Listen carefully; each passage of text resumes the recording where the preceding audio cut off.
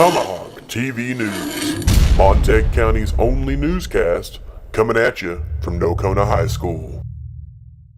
Hi, I'm Chloe Hamilton. And I'm Fletcher Six. And we're coming to you today from Tomahawk TV News.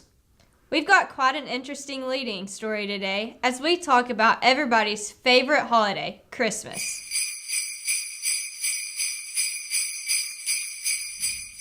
We chose to start off with talking a little bit about Toys for Tots, a charity that has been helping less fortunate children by allowing them to experience the joy of Christmas and to receive a message of hope that otherwise would not have been there. The Marine Toys for Tots program collected and distributed 18 million toys to 7 million less fortunate children in 2015. The community action took place in 782 communities, covered all 50 states, the District of Columbia, Puerto Rico, and the Virgin Islands. Toys for Tots also has a literacy program where they help bring the gift of reading to children across the nation. The donations from both UPS stores and independent donors allowed the foundation to distribute over 3.02 million books to less fortunate children and to schools located in depressed areas. This community action effort will assist and guide children into becoming responsible and productive citizens. We have a lot going on here today at Tomahawk TV News. First, we will have Connor Barrett with sports, talking about the Indians' first playoff game against the Leonard Tigers. Then we go to Sarah Lovell, where she talks to the seniors about their plans for college. After the Indian Insight, we'll be showing this year's first edition of the Weekly Viral with Nash Parker. Next on the lineup, we have Logan Barnes with his opinions on the new movie Tarzan for the movie Dupster. And lastly, we have the NHS Gamer, where they are overgrowing the boundaries of normal fighting with a new game called Overgrowth.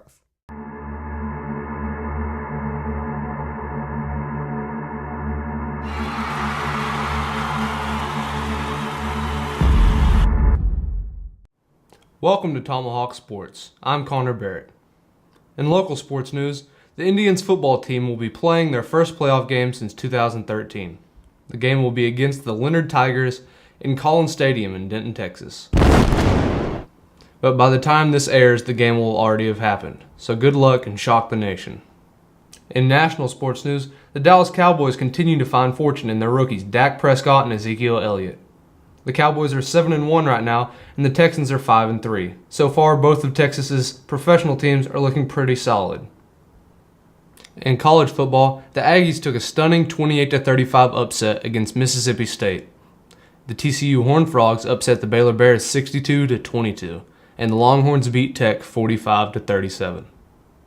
And in baseball, after 108 years of waiting, the Chicago Cubs finally won the World Series, beating the Cleveland Indians in Game 7, 8-7.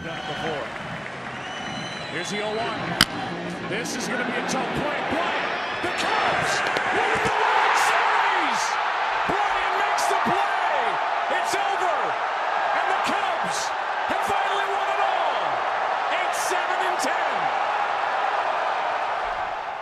And now for Cade's clutch play of the week. Hi, I'm Cade Breeze with this week's Clutch and Crutch play. Starting off with this week's clutch play, Ezekiel Elliott running a 33-yard touchdown with 15 seconds left in the fourth quarter to seal the game against the Pittsburgh Steelers 35-30. It's here.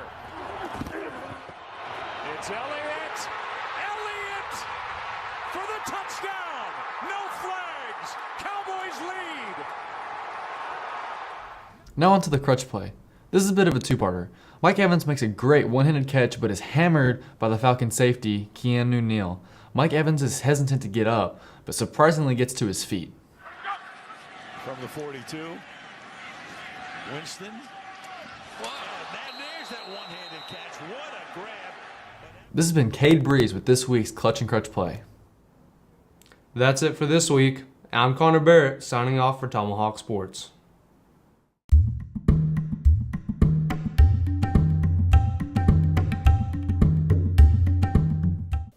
Hi, I'm Sarah here asking the new seniors this year how they feel about attending their last year of high school and what they hope for in college this year. We're already halfway through your senior year. What are your plans after you graduate? I plan to go to probably a trade school to get photography lessons. There's a good one in Oklahoma over by OU. And I'm hoping to get in there. I've already applied and I'm taking my SAT in December the 10th. And here's for hoping, right? We're already halfway through your senior year. What are your plans after you graduate? To attend Texas Women's University and major in social work. Have you begun to apply to any colleges? Yes, I applied to Texas Women's University, NCTC in Gainesville, and Texas State. Is there any other college you've applied to? Not really, no. I've applied to this small college in, forget the name, Colorado. Why did you choose to apply to those colleges?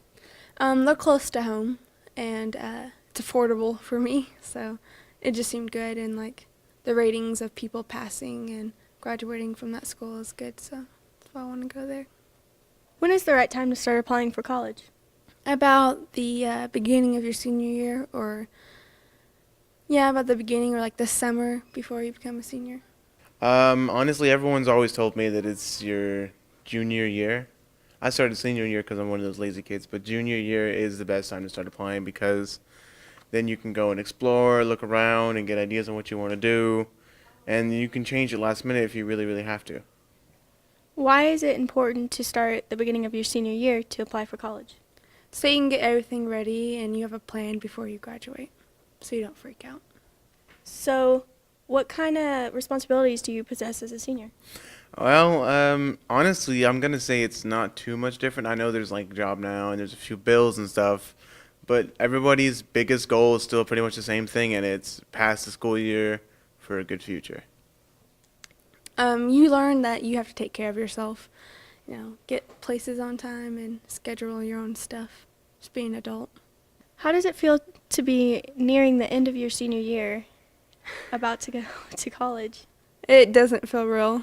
I don't know what to expect, and I'm actually pretty scared. We're nearing the end of your senior year. How do you feel about that? Honestly, I'm pretty sad about it. I waited till this year to start having fun and trying in school, and I've missed out on so much. This year's been the funnest year I've had in school, and I just regret it. Thank you, seniors, for giving us the information of your college plans. Thanks for watching.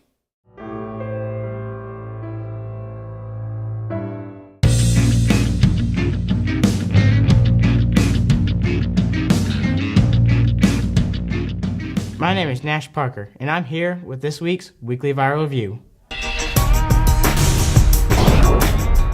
Recently trending on the internet, there has been something called the Mannequin Challenge.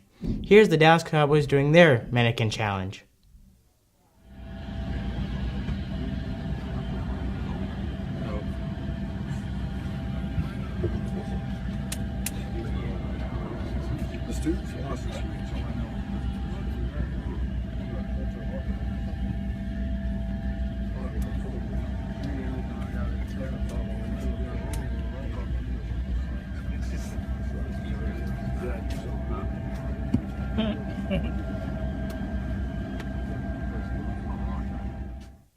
There's also been a song going around called the Pen Pineapple Apple Pen.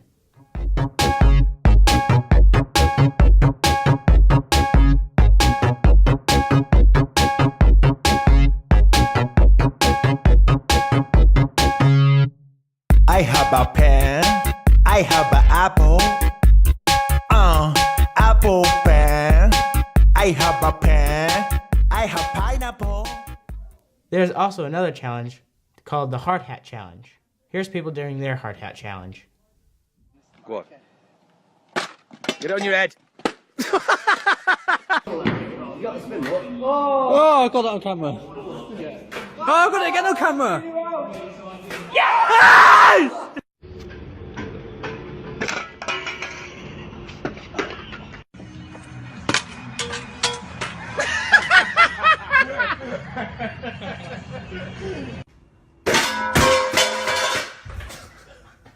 Another video that has been going around the internet is someone wearing their Pokemon Go Halloween costume.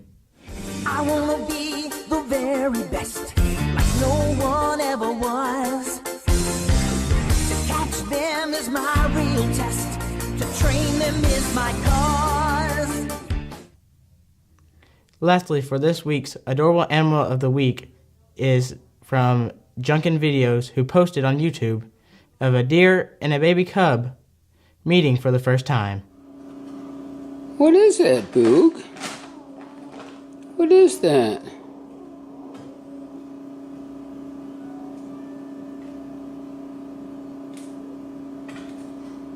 A kiss. That's it for this weekly Viral. Please tune in next week.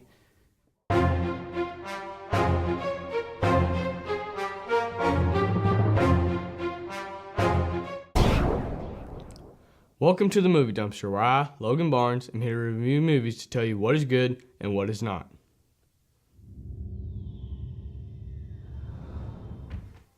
This week in the Movie Dumpster, we'll be reviewing a remake of one of our childhood favorites, Tarzan.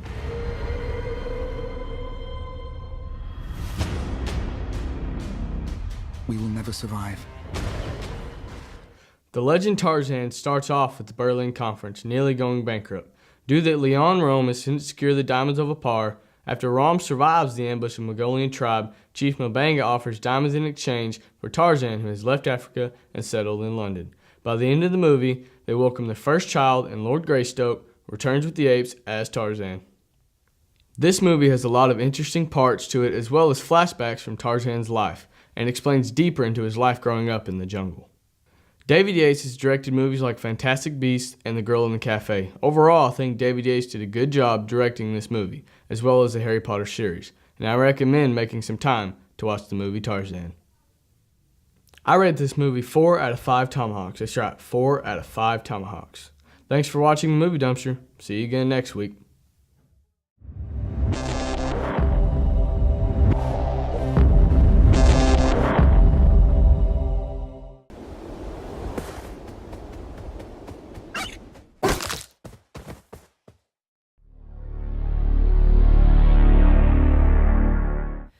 Hello everybody, my name is Garrett Stone, and welcome to NHS Gamer. This week we'll be talking about what is becoming one of the greatest and funniest combat games of this era of gaming. Coming out soon on PC is Overgrowth. Overgrowth is currently in one of the early stages of development, and is now able to be pre-ordered on Steam for $30. However, even at its early stages of development, it is still an extremely fun and hilarious game. In this game, you play as a group of anthropomorphic animals, with your race choices consisting of dogs, cats, rabbits, wolves, and rats. Although the game currently has no story and has only sandbox levels, the background will surely be explained within a story mode when the full game is released. But in the meantime, you are able to roam in large sandbox-type maps, placing different structures, weapons, and enemies to experiment with. The combat mechanics in this game, although glitchy, are extremely well made. You can fight different opponents with leg sweeps, kicks, and several different punch styles. However, one of the funniest and strangest combat mechanics isn't a physical attack at all. It's the letter F. If you are near an enemy, you can press the F key on your keyboard and send them flying, instantly defeating them. This may not stay in the game, but it can set up many different hilarious glitches and moments. Some other things you can do is grab enemies while they're either standing or defeated and drag them around the map. You can drop kick your enemies if you jump at them, and while they're standing, roundhouse kick them. Another feature in this game is a small variety of medieval weapons. There are swords, daggers, spears, and other different bladed weapons. With these, you can fight your opponent either by the traditional blocking and swinging, or by throwing the weapon at them. Although your opponent can block or catch most weapons, it makes for some very well-placed takedowns. On a side note, the spear has a perfect throwing animation. Most weapons that you throw usually spin and rotate as they fly towards your enemy, but the spear almost always aims with the blade at the end, rather than aimlessly flying around towards them with the blade facing the other way. The game's injury system is based not on any health bar or set amount of hit points, but actually a skeletal system. The slightest mistake while fighting can lead to the enemy knocking you down and kicking you in the face, breaking your neck. The weapons, presumably, break the bone they come in contact with, as well as slicing the enemy. The bone breaking usually leads to the enemy's demise. All in all, this game is very close to being available as a full game. But until then, we can still observe the game's wacky physics, epic combat moments, and some of the funnier things the game has to offer. This has been Garrett Stone with the NHS Gamer, signing off. Special thanks to everybody who participated in this week's edition of Tomahawk TV News. This is Fletcher 6, signing off for Tomahawk TV News.